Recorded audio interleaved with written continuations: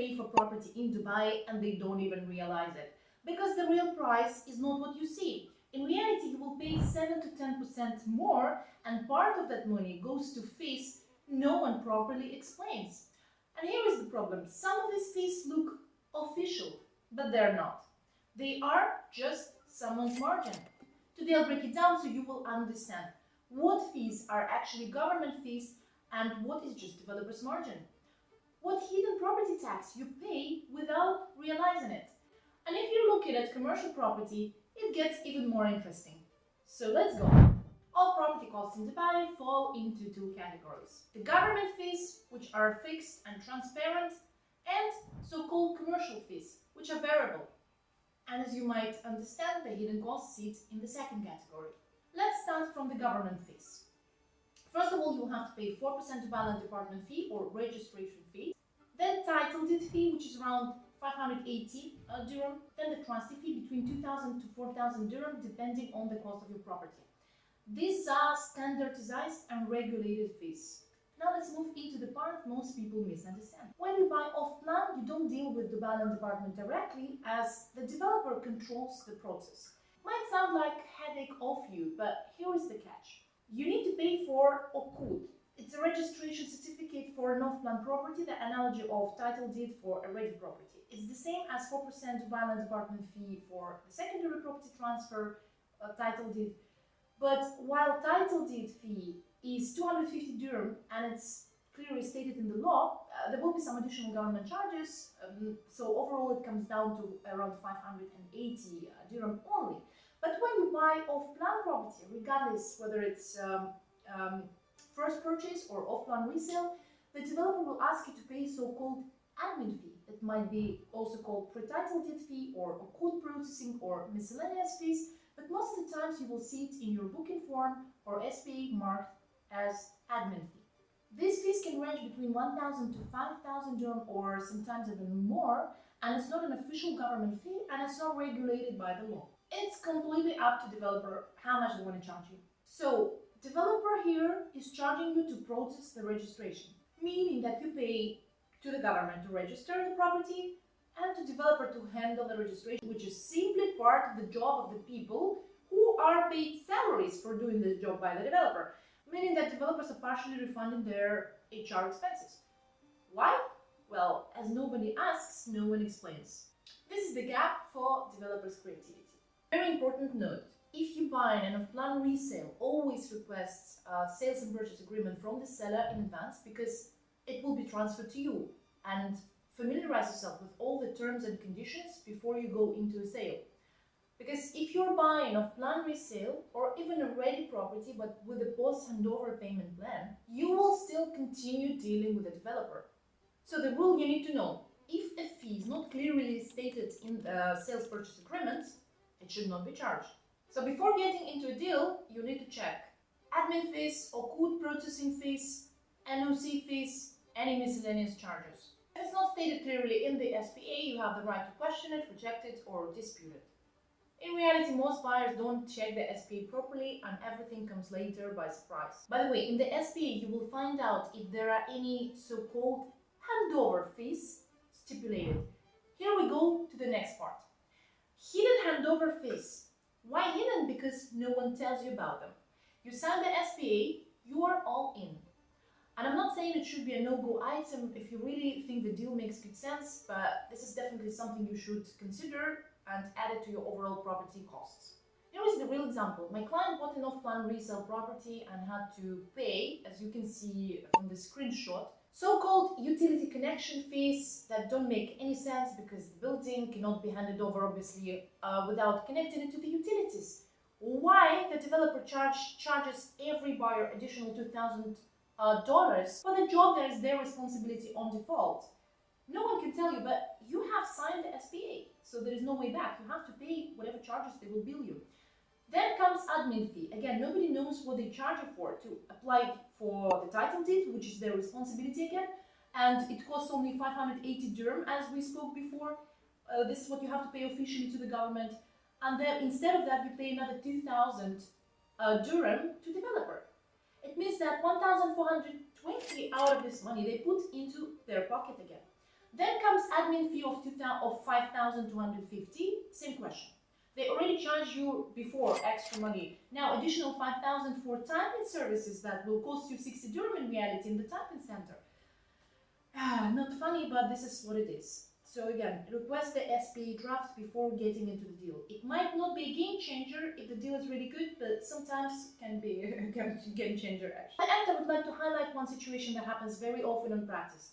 The property gets registered, all the fees are paid, then the buyer decides to change the name in the title deed, or to add his wife, for example, or his kids, or his partner, or to change the name to a different person. It's not changing the name in reality. It is considered as a new transfer and will be charged 4% Dubai Land Department fee and other costs. But in case the change is between the first degree relatives, parents, spouses, and kids, the best solution will be to give the property, as the fee in this case will be only 0.125% instead of 4%. But in case the property is transferred from brother to sister, for example, the gift is not possible, so it will be a regular transfer with 4% applied. Now, finally, when you got the keys from your property, after going through all this nightmare with all these fees, here comes one more hidden ongoing cost that many people don't budget for, and it's called housing fee, which is a hidden property tax. Yes, you heard that you pay no taxes in Dubai on residential property, but that's not true. Most of the property owners in Dubai don't even know that they pay it. It's typically 5% of the annual rental value, and it's charged monthly through your DEWA bill. So it doesn't look like tax and it's not called a tax. However, it doesn't go to the utility provider. It goes to the Dubai Municipality, which is the government of Dubai. How it is applied? If the unit is rented, it's usually paid by the tenant because the DEWA will be connected to his name. If the unit is vacant or owner occupied, the owner ends up paying the housing fee. When the property is managed by the holiday home company, utilities are on you as a homeowner, so you pay the. By the way, locals don't pay it. It's only applicable to expats. That's why when you connect to DEWA for the first time, you will have to choose the owner category: citizen, expat resident, or investor, non-resident. Residents, they're not citizens, or non-residents make no difference in terms of housing. Now let's go one level deeper, because commercial property is a different game. All commercial properties are subject to 5% VAT, value added tax, on the purchase price, in addition to 4% Dubai Land Department registration fee.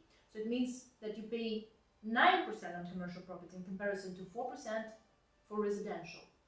Later, you can return your VAT in case if your rental income exceeds 375,000 a year. Then you can charge VAT to your tenant. In this case, you will need to be VAT registered. Now, when you own property, you also pay service charges. I'm sure there is nothing new about it. Everybody knows about it. Let's talk about additional hidden costs when you buy or sell your property. When you decide to sell your property, you would be required to get an NOC from the developer, which costs between 500 to 5,000 dirham. The law only limits the maximum amount, which is 5,000. From 2025, there is a new rule. If the building is older than 1 year, you will not need to get an NOC. However, that doesn't relate to the case when there is still a post-handover payment plan on the property. Then you will still need an NOC. The NOC fee, by the way, is the seller's responsibility, because many brokers don't know that or intentionally try to put it on the buyer if they represent the seller. However, the law clearly defines that it's the seller's responsibility to pay the NOC fee to the developer. So in case if you buy the property through bank finance, you will pay mortgage fee 0.25% plus property valuation fee, that is around 2,500 to 3,500 plus VAT. Then bank arrangement processing fee, often between 0.5 to 1% of the mortgage amount plus VAT. Then of course agent commission of 2% for any secondary market deal, whether it's off-plan resale or rented property. Before you receive the keys, you will have to connect the utilities. If even you're not going to stay in the property and plan to rent it out, for example, you still would need to pay the connection fees with some cooling and gas companies and utilities deposits. We spoke about buying the property and maintaining the property and even selling your property. Now, when it comes to renting your property, what are the fees you pay as an owner? There are two rental models. Long term, you can give your property to a management company and they will charge you 5% of annual rent. It's simple and stable. And then there's a short-term rent that might look more profitable. However, what is happening now is that many new holiday home companies entered the market. A lot of new restrictions came up. And what we see is that more and more costs are pushed now onto the owner. Let's have a look at this real example of revenue projection of one of the holiday homes companies. Before you even start renting, you already pay for the smart lock 1,500 dirham, DTCM permit 370 dirham, home insurance 400 dirham, photography 800 dirham, and guest ready, set up, whatever it's supposed to mean, 1,000 dirham. In total, you would have to pay another 4,000 dirham upfront just to get your property ready for short-term rent. These expenses might seem overpriced and unnecessary at first sight. For example, why buy a smart lock for 1,500 when you can buy one for 200 from Amazon, or even a simple key box for 50 dirham? However, there is an explanation to that. Well, when it comes to photography, that might be debatable. Almost none of the holiday homes companies now have a photographer in-house. So apparently they work with freelancers, and it's up to you whether you want to pay for it or not, or you can use a cheaper one. But again, good photos sell, it's no-brainer, so I personally wouldn't put that much stress on this. Let's have a look at other things. For example, expensive smart lock. The thing is that DTCM, Dubai Department of Tourism and Commerce, that regulates short-term rent in Dubai, lately put lots of new restrictions. One of them is mandatory third-party liability home insurance that was optional before, or permit stickers outside of the door, as well as special smart lock we can talk about. Even consumables like tea, coffee, water that have to be replenished before every new guest, that can be also inspected by DTCM. So all licensed holiday home companies must have CIRA approved smart locks. It stands for Security Industry Regulatory Agency, so you cannot just buy a random lock from Amazon. It must meet security standards, data login requirements. It means that it can be accessible through the application. Without compliant lock, you can get fines or permit cancellation even. So that additionally increases your basic home setup expenses. So the paradox is that in many cases today, long-term rental gives a better net return. Let's finalize. When you buy a property in Dubai, remember that you are not just paying property price. Understanding your expenses will help you to calculate your real income from the property, whether it's capital gain or rental yield. While government fees are fixed and transparent, commercial fees are not standardized, are not always transparent, and are often presented as mandatory. I hope this video was useful and helped you to understand the structure of many extra property fees in Dubai better. If so, subscribe for more value. Thanks for watching, and see you here on the channel very soon.